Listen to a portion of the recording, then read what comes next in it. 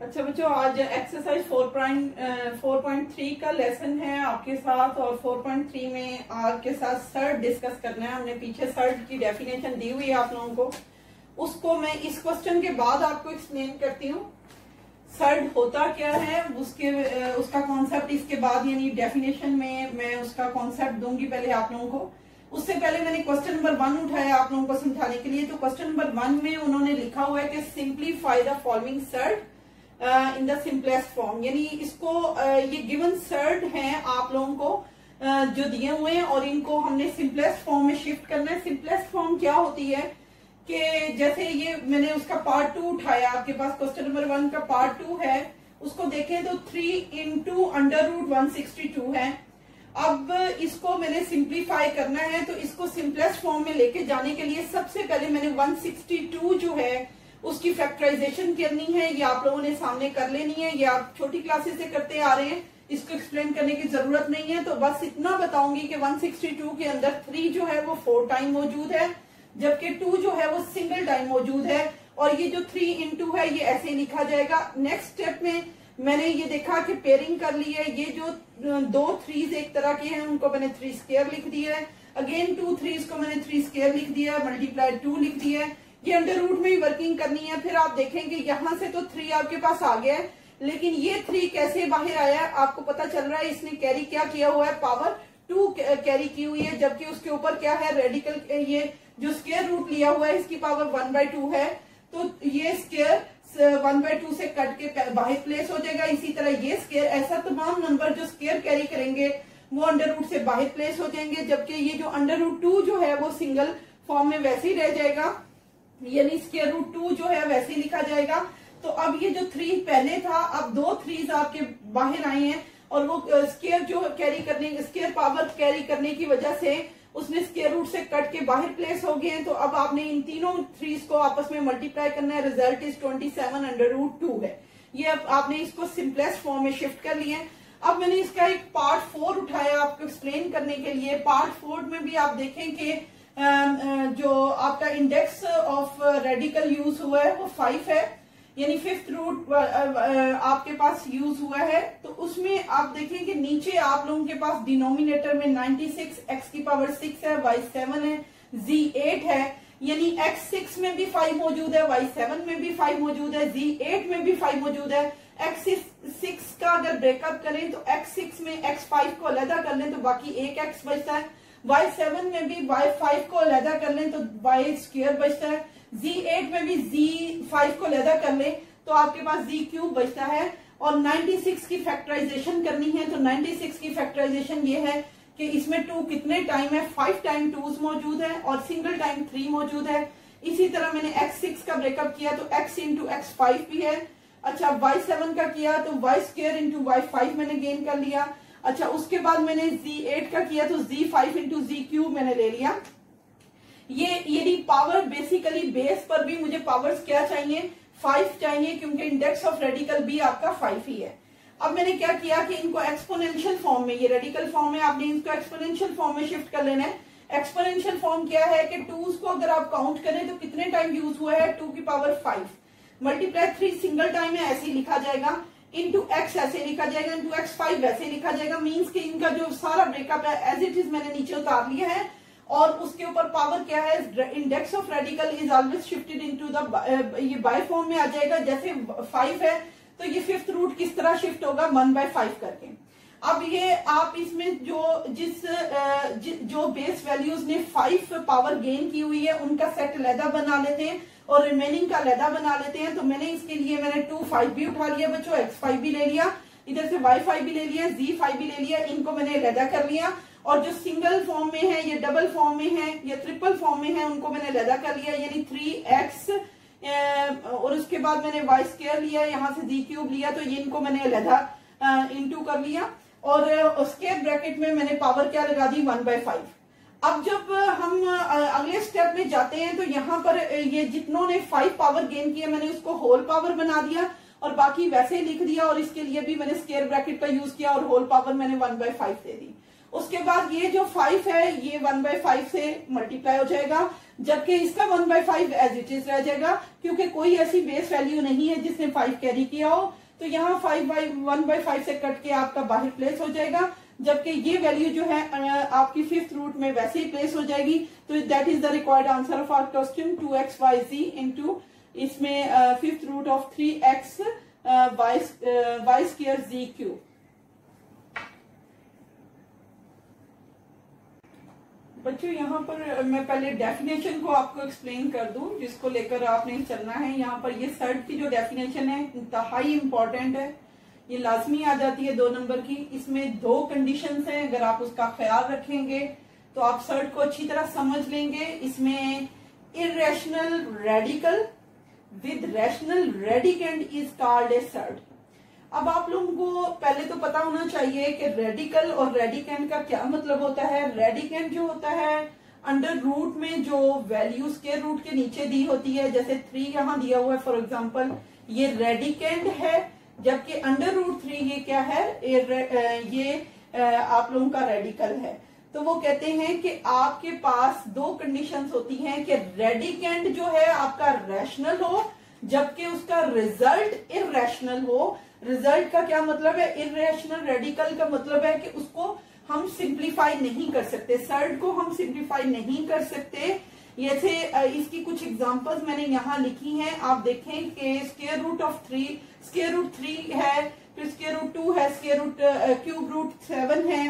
तो ये सारी एग्जांपल्स किसकी हैं, ये सर्ट की हैं, विच कैन नॉट बी सिंप्लीफाइड। इसको हम सिंप्लीफाई नहीं कर सकते। इसके लिए आप देखें 3 is a rational number, 2 is a rational number, 7 is a rational number. All these rational numbers is called radicand, but the result is irrational. So we can say these are the surd which cannot be simplified. मैं दोबारा बोलूं तो rational radicand लेकिन irrational radical, यानी result is irrational radical, but the rational radicand is called a surd. उसमें मैंने आपको कुछ एग्जांपल्स दी हैं कि आप under root 3, under root 2, cube root 7 आप इनको सॉल्व कर लें, which can not be simplified. लेकिन आप रेडिकेंड पे गौर करें तो ये सारे क्या है, रैशनल। अब हम पाई, यहाँ पर मैंने एक और एग्जांपल भी दी हुई है अंडर रूट पाई। अगर आप अंडर रूट पाई को देखें तो यहाँ बच्चों आपको देखना पड़ेगा कि ये जो है under root pi is not surd, मैंने साथ लिखा हुआ है नॉट सर्ड। क्यों, वाई वी कैन से कि under root pi is not a surd, तो उसके लिए आपको देखना पड़ेगा कि क्या ये कंडीशंस पूरे नहीं कर रहा। तो इसमें अगर देखें तो आपका जो रेडिकेंड है वो पाई है, पाई इज एन इरेशनल, जबकि कहा गया है कि आपके रेडिकेंड कैसे होने चाहिए, वो रैशनल होने चाहिए। जब ये इसकी कंडीशन पे फॉल नहीं कर रहा तो ऐसे में ये नॉट सर्ड आएगा, यानी पाई इज ऑलरेडी इरेशनल। जबकि ये रैशनल होता तो तब हम इस पर कह सकते थे कि ये रैशनल है। जब आपका रेडिकेंड इरेशनल हो, खुद ही इरेशनल हो, तो दूसरी कंडीशन तो बाद की बात है। आपका जब रेडिकेंड ही रैशनल नहीं है, वो इरेशनल है, तो ये सर्ड नहीं है। अब हम आते हैं क्वेश्चन नंबर 2 में। उसमें डिमांड है इसको भी सिंप्लीफाई करना है। इसको देखा जाए तो 4/5 क्यूब रूट ऑफ 125 आपको दिया हुआ है। आपको पता है कि आप 4/5 को इनटू तो वैसे ही लिखेंगे 125, और आपने जो रेडिकल फॉर्म थी इसको एक्सपोनेंशियल फॉर्म में शिफ्ट कर लिया। 125 की एक्सपोनेंशियल फॉर्म अगर इसको मजीद फैक्टराइज किया जाए तो can we write it 5 cube. जब हम इसे 5 क्यूब लेंगे तो आपका क्यूब रूट किसमें शिफ्ट हो गया, 1/3 में। अब आपके जो 5 क्यूब आपने इसको फैक्टराइज किया, अब ये क्यूब 1/क्यूब से कट जाएगा तो आपके पास सिंपल 5 होगा। 5 जो है 4/5 से इंटू होकर डिनोमिनेटर इससे कट जाएगा, आपस में क्रॉस मल्टीप्लीकेशन आपस में ये दोनों की कटिंग हो जाएगी 5 की, और आपके पास क्या लेफ्ट ओवर वैल्यू क्या रह जाएगी, 4। अब इसके 4 पार्ट को देखें तो अंडर रूट आपके पास 21 multiply under root 7 multiply under root 3 है। मैंने इनको इकट्ठा कर लिया एक रूट में, तो देखो तो 7 3 करके भी 21 आता है। अब 21 रेडिकेंड आपके पास डबल फॉर्म में मौजूद है, तो can we write it as 21 whole square, और उसके पास स्क्वायर रूट तो है ही है। अब इस स्क्वायर रूट को दोबारा एक्सपोनेंशियल फॉर्म में शिफ्ट करते हैं तो ये किस में शिफ्ट हो जाएगा, 1/2 में। तो 21 स्क्वायर 1/2 से कट जाएगा, आंसर इज 21। अच्छा, एक्सरसाइज 4.3 का ये क्वेश्चन नंबर 3 है, और क्वेश्चन नंबर 3 में है कंबाइनिंग द सिमिलर टर्म्स। अब ये आपके पास क्वेश्चन, इसका मैंने सेकंड पार्ट आप लिया है आपको ये डिस्कस करने के लिए। आप देखें कि इसमें कंबाइनिंग द सिमिलर टर्म्स में अगर मैं देखूं तो मुझे अगर अंडर रूट में कुछ चीजें नजर आ रही हैं, 12 है, ये 27 है, ये 75 है, ये 300 है। लेकिन आप गौर करें तो 12 की फैक्टराइजेशन करें तो 2 इसमें 2 टाइम मौजूद है, लेकिन 3 भी है। इसी तरह 27 में भी 3 मौजूद है, 75 में भी 3 मौजूद है, 300 में भी 3 मौजूद है। क्योंकि मुझे वो सिमिलर टर्म उठानी है तो उसके लिए मैंने इसको फैक्टराइज किया, तो 4 3 12 आ गया, यहाँ 9 3 27, 25 3 तो इसी तरह 100 3 मैंने इनको सबको इस तरह से कर लिया कि ताकि मुझे 3 इसमें से मिल सके। तो आपने देखा कि मैं अब इस 4 की फैक्टराइज करूंगी तो 4 को हम इस तरह से लिख सकते हैं, ये जो मल्टीप्लाई हो रही है ये तो वैसे लिखा जाएगा 4 into under root 2 square multiply 3। इसी तरह 9 की फैक्टराइजेशन 3 स्क्वायर में कन्वर्ट हो गया, ये 25 5 स्क्वायर में कन्वर्ट हो गया, 100 10 स्क्वायर में कन्वर्ट हो गया।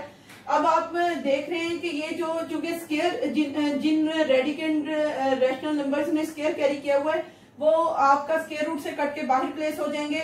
इस तरह से यहाँ से 2 बाहर आ जाएगा 4 के साथ मल्टीप्लाई होने के लिए, यहाँ 3 बाहर आ जाएगा 5 से मल्टीप्लाई होने के लिए, यहाँ 5 मल्टीप्लाई होने के लिए 3 से बाहर आ जाएगा, और इसी तरह 10 स्क्वायर भी स्क्वायर रूट से कट के बाहर प्लेस हो जाएगा। अब आप देखें तो रिजल्ट इस तरह से है कि 8 अंडर रूट 3 आ गया आपका, 15 अंडर रूट 3 आ गया, 15 अंडर रूट 3 और यहाँ 10 अंडर रूट 3 आ गया। अब आप इन सब के साथ जो अब आप देखें कि इनमें से आप कॉमन किसको उठा सकते हैं। ये सारी टर्म्स हैं आपके पास 8 अंडर रूट 3 की, 15 अंडर रूट 3 की, इधर 15 अंडर रूट 3 की और यहाँ प्लस 10 अंडर रूट 3 की। इन सारे में आप लोगों को कौन सी कॉमन टर्म नजर आ रही है? Under root 3।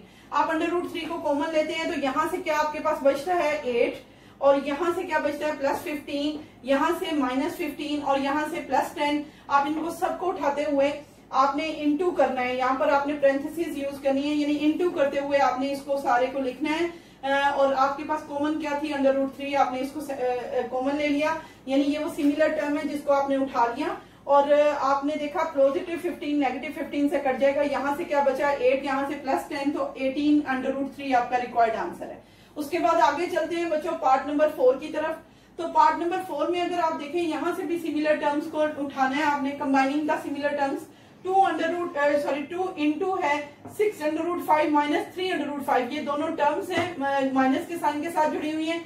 यहाँ से आप देखें तो आपने अंडर रूट 5 को कॉमन ले लिया, तो आपके पास क्या बचा है? यहाँ से 6, यहाँ से माइनस 3, इन दोनों को ऑपरेट करो तो रिजल्ट इज 3। अब ये जो 2 है ये 3 के साथ मल्टीप्लाई हो जाएगा, तो 6 अंडर रूट 5 आपका रिक्वायर्ड आंसर है।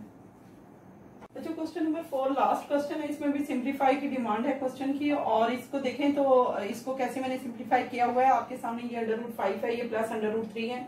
आपके पास ये प्लस के साइन के साथ 2 टर्म्स हैं, उनका होल स्क्वायर है।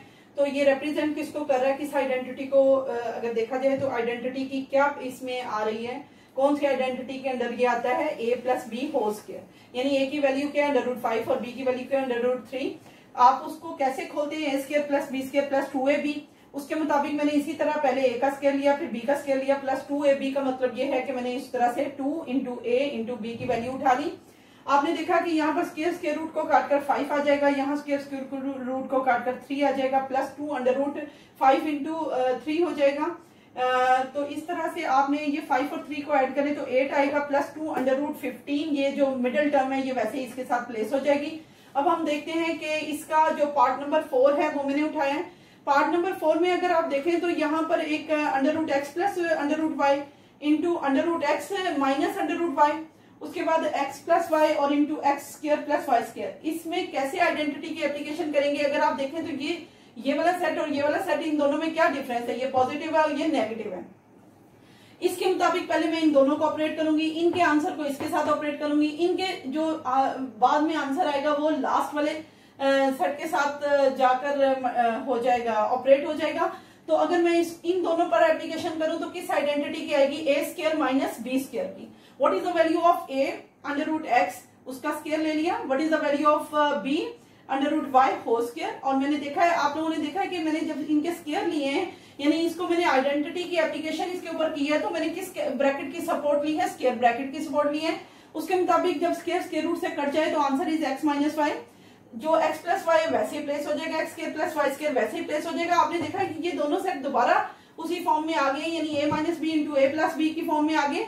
तो इन पर दोबारा आइडेंटिटी की एप्लीकेशन होगी A square minus B square की। तो रिजल्ट मैंने क्या गेन किया है, X square minus Y square, और उसके साथ ये X square plus Y square वैसे आ गया। आप फिर देखेंगे कि उसी आइडेंटिटी की मजीद एप्लीकेशन है, यानी एक पॉजिटिव सेट है और एक नेगेटिव है। Again application of A square minus B square. What is the value of A square, X square whole square, minus का साइन है वाई स्क्वायर होल स्क्वायर। आपने देखा कि इसका क्या रिजल्ट आया 2 टू द 4 यानी x4 माइनस y4। और इस तरह से आप बाकी सारे क्वेश्चन भी सॉल्व कर सकते हैं। और इसमें सर्ड की डेफिनेशन और 2 नंबर का क्वेश्चन मस्ट होता है बोर्ड में भी और आप लोगों के टेस्टों में भी, और इंतहाई आसान एक्सरसाइज है। इसी तरह आइडेंटिटीज की एप्लीकेशन के जरिए आप इस क्वेश्चन नंबर 4 को पूरा कंप्लीट सॉल्व कर सकते हैं।